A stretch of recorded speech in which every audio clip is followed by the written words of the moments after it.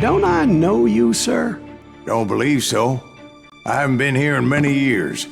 Name's Silas Greaves. Silas Greaves? The bounty hunter? Used to be. Well, what are you doing here in Abilene? Just passing through. Got a little business to take care of.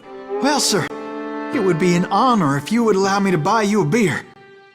Hell, son, it would be my honor to drink it. I'm Molly. Howdy. I'm Dwight. That's Jack and Steve. Ben's behind the bar. Oh, I bet you got some great stories. A couple. Any of them true? Jack, be nice. A few. What about your shootout with Henry Plummer's gang in Bannock, Montana? Is that where you started as a bounty hunter? That's what it says in this here dime novel. Don't believe everything you read in them dime novels, boy. First man I hunted was back when I was riding with Billy the Kid. You knew Billy the Kid? Damn right. That scrawny son of a bitch had no fear. Wouldn't back down for nobody. I heard he collected the 10 stars off any crooked lawman who crossed him. It was a war, boy. The Lincoln County War. And Billy promised his regulators would take the life of every bastard who helped bushwhack John Tunstall. Kid had a big chip on his shoulder and a hair-trigger temper. Made him dangerous as hell.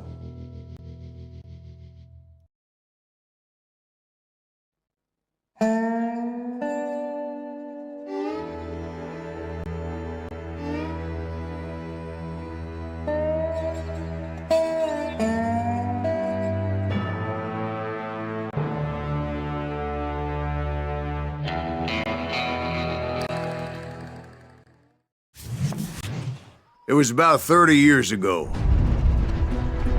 Billy was hiding out in an abandoned farm near Stinking Springs. I threw in with the kid because the man I had sworn vengeance on was riding with Billy's enemies. But before I tell you why I want that sumbitch dead, let me tell you what happened that day. I was heading back to the hideout when suddenly I had this funny feeling. Funny, ha-ha? No, Steve. The other kind of funny.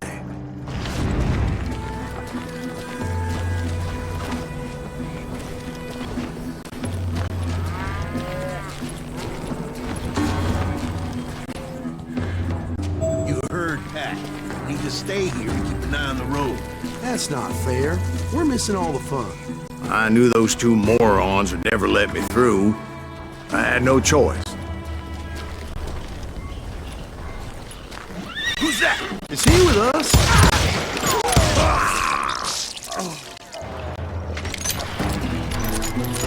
Was it Pat Garrett's posse? Oh yeah.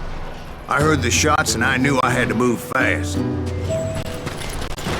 Garrett and his army of deputies had surrounded the entire homestead. I decided to help Billy and the boys out a bit. So that's just what I did.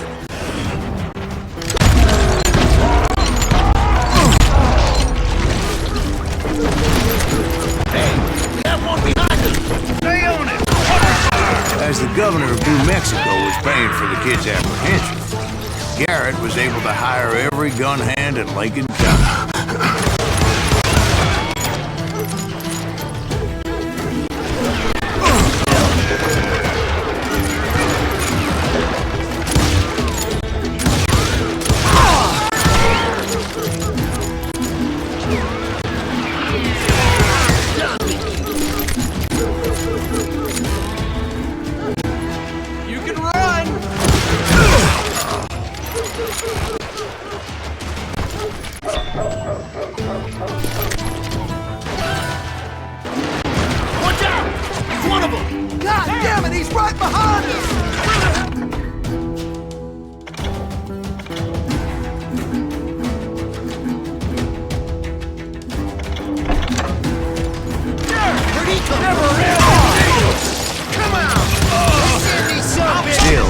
One of them reached the water tower. Not a bad idea. It would be a turkey shoot from up there.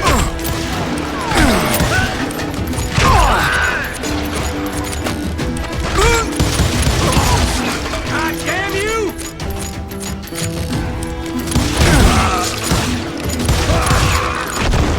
Luckily, these shooters Garrett hired weren't the sharpest tools in the shed. The right position is very important. Personally, I prefer to be on top. Oh, you do you?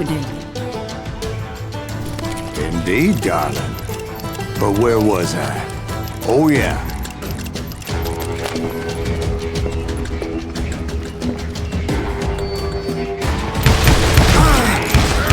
A lot of them were saddle tramps, sod busters, or drunken drifters looking to make a few bucks.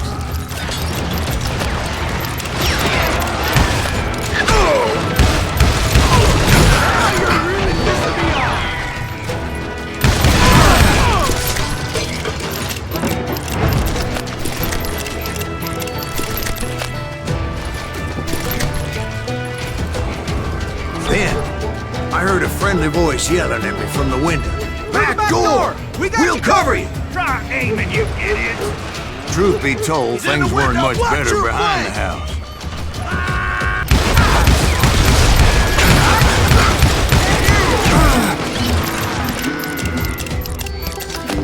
I cut their numbers in half, but that just made the ones that were left twice as mad. It was a bit of a slog, but I finally fought my way around the back of the house. And like that, I was inside, none the worse for wear. I passed Dirty Dave. Deader than a rat in a trap!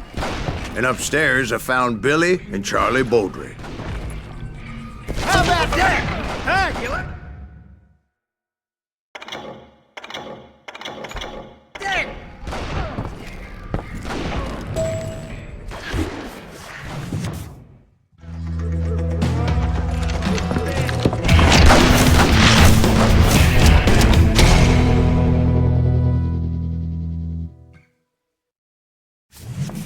Billy looked at me and said, "About time, amigo! Grab a gun and get to the window!" Wait, so you were friends with Billy the Kid? Yeah, sort of. Anyway, we were surrounded by dozens of deputized shooters who wanted to do us harm. $500. I'm telling you, Garrett's men were dropping like flies, but they just kept on Keep this coming. up all day! I think I got one! Where'd he come from? Where the hell did Gary get this? He's missing all the action!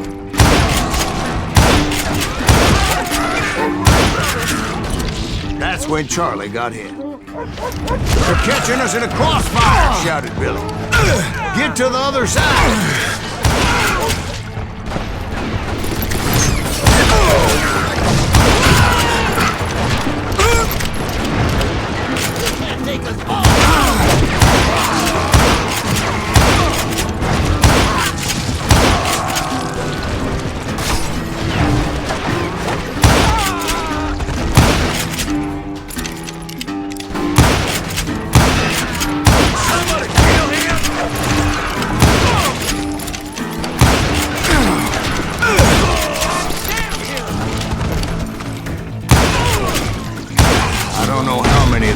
Suckers I personally put down, but it was pretty clear, even to Billy, that maybe discretion was the better part of valor. What's that mean? It means that it was time to cut and run. "They got a Gatling!" Billy shouted. "Get the horses and bring them round back. I'll draw their attention." He directed that order at me, and I thought, why the hell do I have to do it? But I went anyway. Dumbass that I was back then.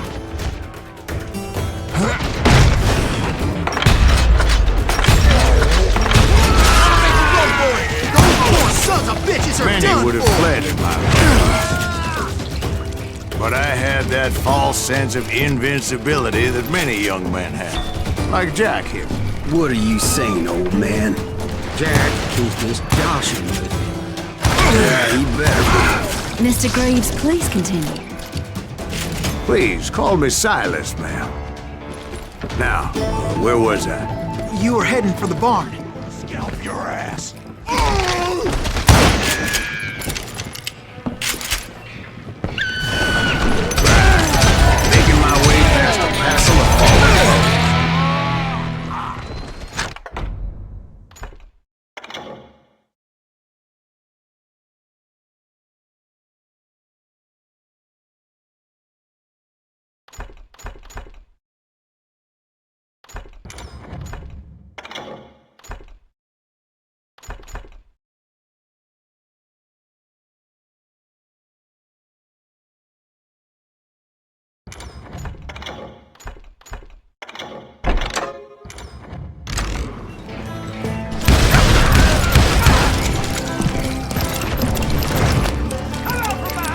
Sounds like Garrett hired a whole regiment of hired guns.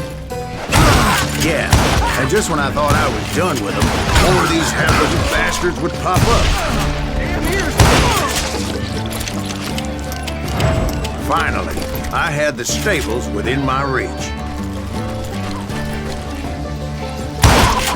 After the fight, maybe we could treat ourselves to some fried chicken.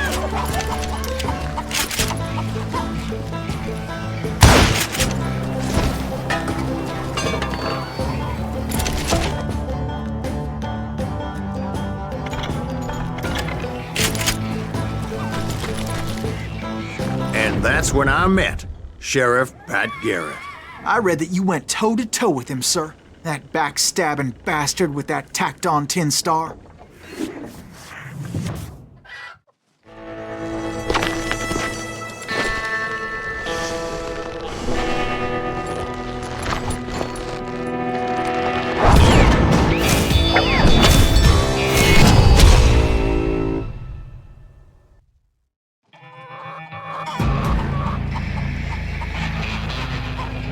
You challenged him to a showdown. You read that in a dime novel? It said he showed no fear as he took your measure with eyes like a rattlesnake.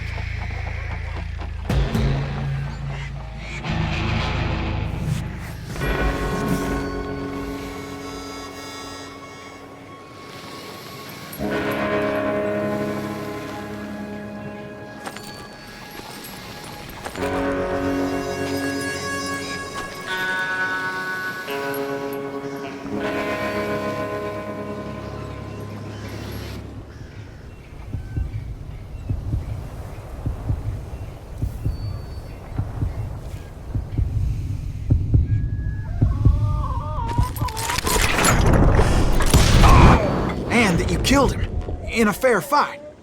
Is that what that Penny Dreadful said? No, boy. That ain't what I meant when I said I met Pat Garrett. So let me start again. I finally reached those damn stables.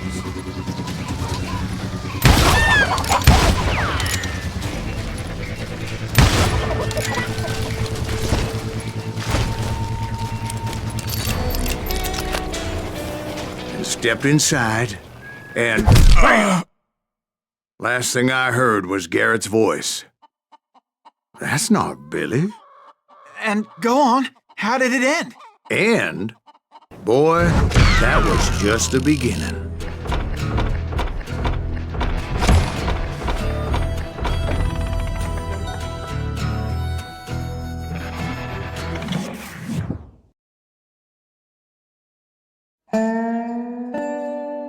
So what happened? Did Garrett arrest you?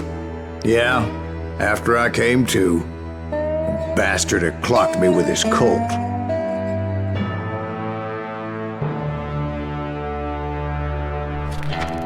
And the kid surrendered? When he realized there was no getting out of there alive. So they locked you up in Lincoln? Indeed they did. Sentenced me to hang right along with the kid.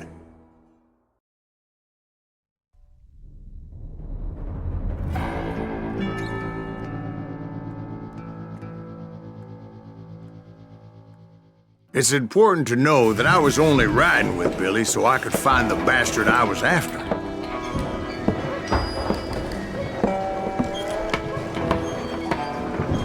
He was with John Kinney's gang, and they were sworn enemies of Billy's regulators.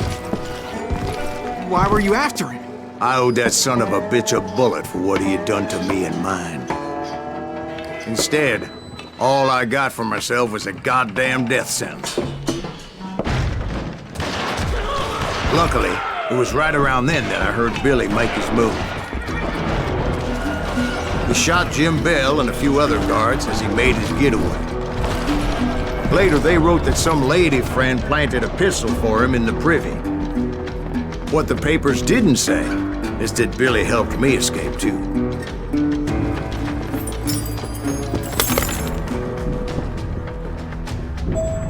My first order of business was finding a firearm.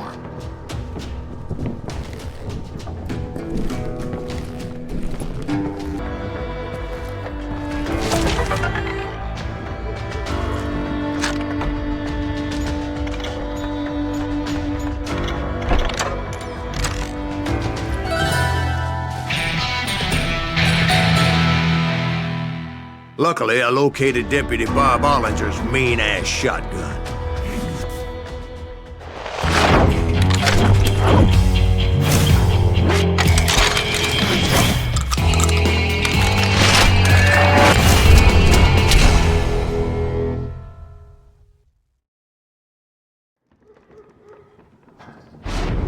I saw Billy through the window, and he yelled that I should take to the rooftops to make my escape. So I did. Anybody see Billy? Son of a bitch shot Jim Bell! The kids escaped raised a huge ruckus. Hell yeah, that scattered gun was like a double-barreled howitzer. It could blow a man clear off his feet. You hardly had to aim the damn thing. Guards were everywhere looking for it. I had to jump from roof to roof like a damn alley cat. I followed the planks where I could, but some of that wood was slippery as hell. The whole town was up in arms. And suddenly, I was a fugitive. How the hell did the kid escape? Dad's gonna kick our ass! So that bastard you were after, what did he do? He did me and my family a grievous harm. But I knew if I was ever gonna find him, I would need to get my ever-loving ass out of there. I tried to be stealthy and sneak my way past. This town doesn't have a moment of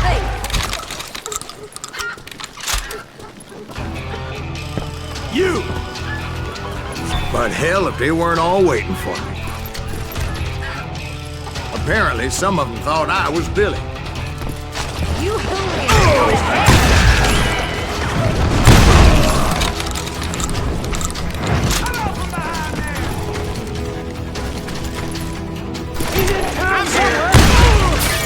See, me and the kid shared a certain similarity in build and coloring. I was just glad I had Deputy Bob's mean-ass shotgun.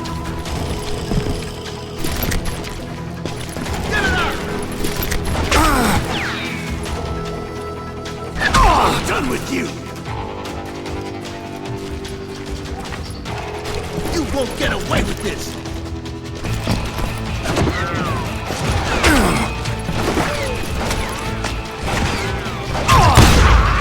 Surrender yourself.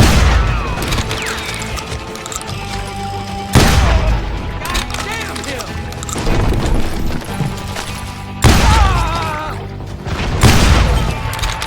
Blade ain't never. Get your heads down. Children here. Stop it. So much lead was whizzing by my head, it was like everyone in Lincoln wanted to put me in the ground. I knew I needed to find a horse. Though I never did have a great fondness for those four-legged grass eaters. Smelly, sweaty, ungrateful beasts. We prize them too high, if you ask me. Too damn close.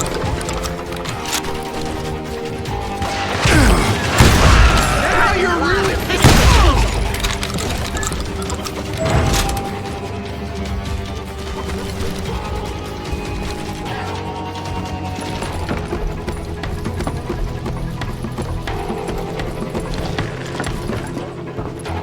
That town's going to hell in a handbasket. But where was the kid while you were busy getting shot at? Gone. And that's when it occurred to me why Billy set me free.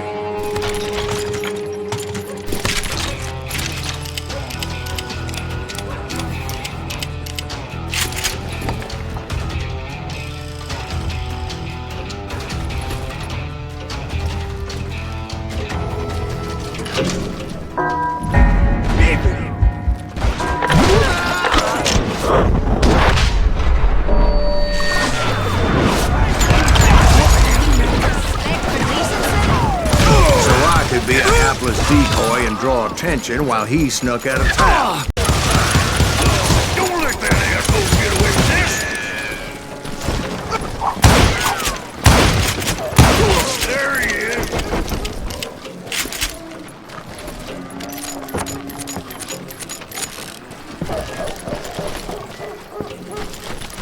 in for the kill.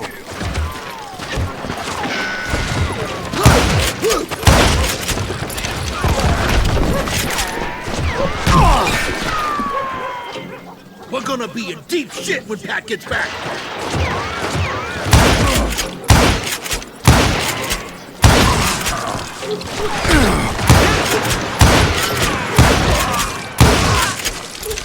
Put down your weapon!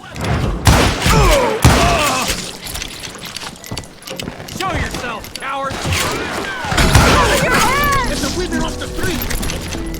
Arm yourselves! We can take them! How the hell did he get away?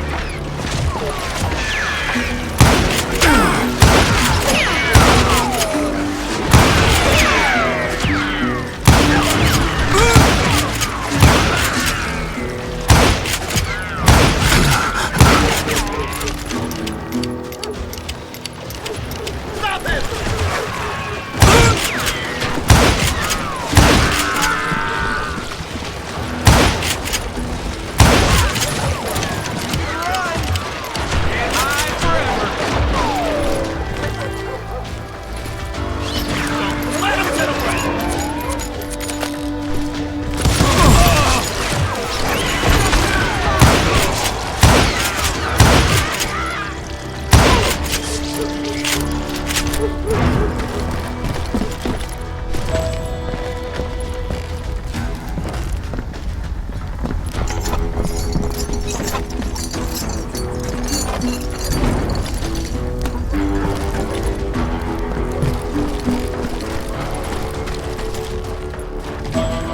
Finally, I found what I was looking for. The stables on the edge of town. I guess Billy saved your ass, taking out Bob Ollinger the way he did. Billy didn't kill Bob. Sure he did. He dispatched him right after he shot Deputy Bell. No, sir. Because Bob came right up behind me, angry as hell that Billy had lit out. "Hello, Bob," I said. "I think you better let me go." And he says, "I don't think so, boy. Not with my shotgun." So we stood there in the middle of the street, eyeball to eyeball. He intended to kill me, and I knew I had no choice but to defend myself.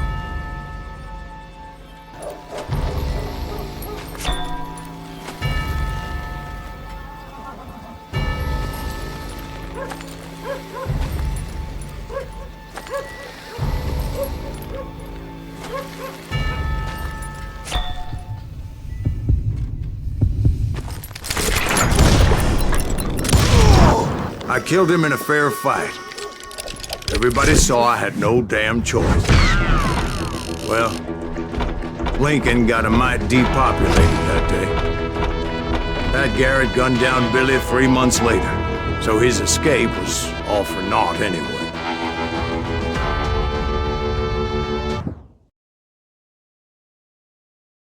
So where'd you go after Lincoln? Mexico. Until I realized nobody was looking for me.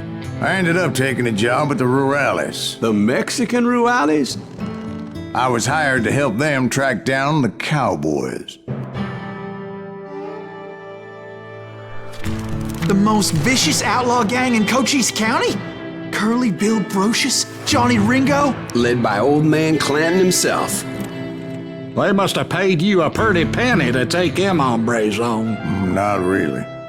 But truth be told, I had my own reasons for going after those boys.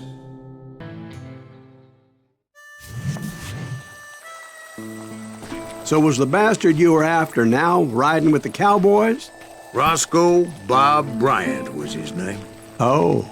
But no, this time it was a different bastard I was after. The aforementioned Mr. Ringo. And yes, he was working for old man Clanton. I came upon them robbing a stagecoach, which wasn't surprising, being they were such murderous thieves and bastards. The bandits wore red scarves, so I knew they worked for the old man. Over there! I did my best to help those poor passengers.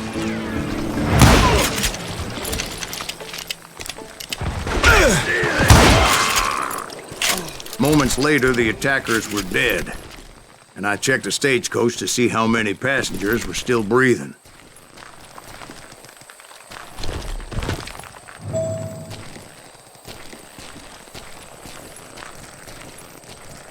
None. It was then I wondered if the rocks weren't hiding more bandits. Was that all of them? Or did I just hit the rear guard? I quickly got my answer. They attacked from on high like Apaches often did. They would appear in great numbers from above and rain down lead on their hapless enemies' heads, making use of the high ground and whatever else they had. Yep, the Apaches always appeared out of nowhere. And there never seemed to be an end to it. Hold on. Were you attacked by Apaches? What happened to the cowboys? Did I say they were Apaches? I said Clanton's cowboys attacked me Apache style. I was in a pitched battle. What's he doing?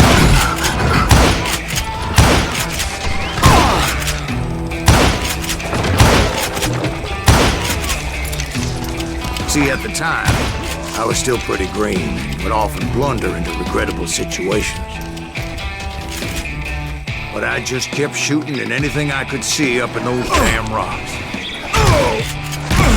I didn't see Ringo, but I knew he was the cowboy. He and Roscoe Bob had done me a dreadful wrong, and I was determined to have my revenge.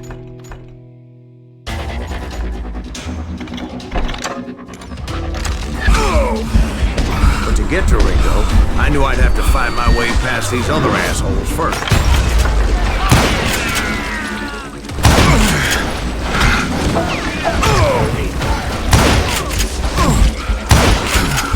Unfortunately, I was running out of ammo. Another perfect example of my relative inexperience as a hunter of men. I immediately knew that a tactical retreat was called for, as my vengeful fury was much less impressive without the bullets to back it up.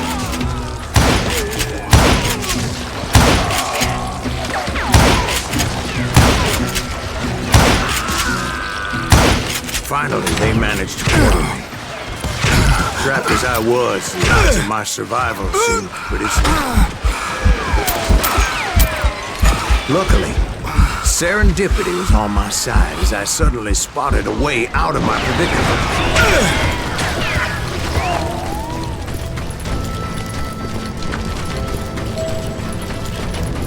I ran ahead as if the devil himself was after me. Bullets were whizzing by my ears, but I wasn't about to roll over and die. I just kept running like there was no tomorrow. Because there wouldn't be if Clayton and his men caught up with me. As I was scurrying around those caves, I thought, what was I thinking? Going up against a gang like this?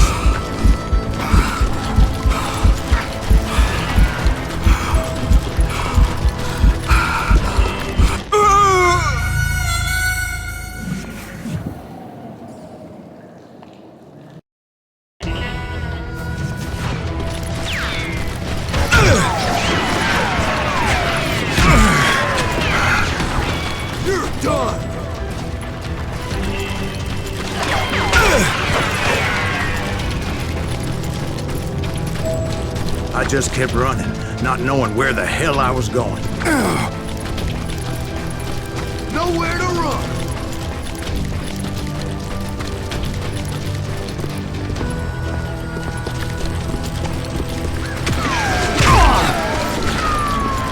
And that's when something miraculous happened. Like manna from heaven, I found the desiccated remains of what looked like an Apache warrior.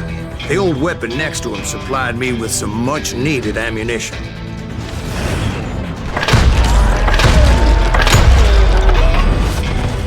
Bat Masterson once told me it was more important to be lucky than good, and he would know.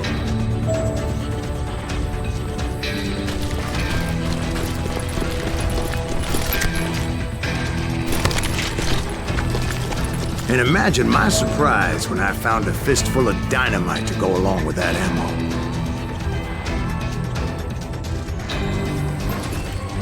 That stroke of good fortune evened the odds and bolstered my confidence. It was time to turn the tables. Time for the prey to become the predator. Time for the hunted to become the hunter. Time. All right, Jesus, we get it. They were right where you wanted them. That's right, Jack. I was done. The old man's boys were not expecting that. No, sir.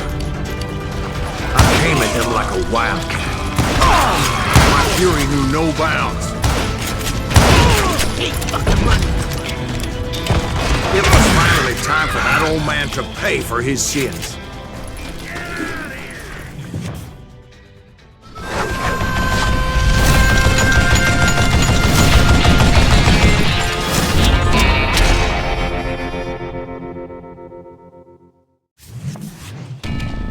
I yelled out at the top of my lungs, "I'm coming for you!"